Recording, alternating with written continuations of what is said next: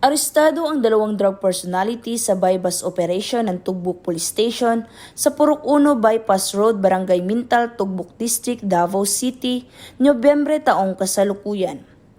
Kinilala ni Police Major Vincent Ignacio B. Fulante, Acting Station Commander ng Tugbuk Police Station, ang suspect na sina alias Frenzy, 22 anyos, isang merchandiser na residente sa Purok 20, Nuluon, Barangay Mintal, Tugbuk District, Davao City, at alias Renald, 19 anyos, isang construction worker na residente sa Purok 4, Barangay Tugbuk Proper, Davao City. Nakumpiska sa mga suspect ang 3 pakete ng hinihinalang dried marijuana leaves na may bigat na humigit kumulang 101.755 gramo at tinatayang nagkakahalaga ng 12,210 pesos, isang black coin purse at buy-bust money na ginamit sa operasyon.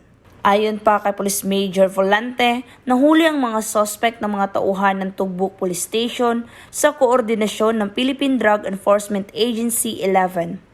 Ang mga suspect ay kasalukuyang nasa kustodiya na ng nasabing istasyon at mahaharap sa kasong paglabag sa RA 9165 o Comprehensive Dangerous Drugs Act of 2002. Samantala, ang Police Regional Office 11 sa pamumuno ni Regional Director, Police Brigadier General Leon Victor 07 ay patuloy na pinapaigting ang laban kontra kriminalidad alinsunod sa kampanya ng Bagong Pilipinas na panatilihin ang kapayapaan at kaayusan tungo sa pagsulong ng bansa. Mula dito sa Rehiyon 11, ako ang inyong PNN correspondent, Patrolwoman Berna Milapus, alagad ng batas, taga-taguyod ng Balitang Pulis.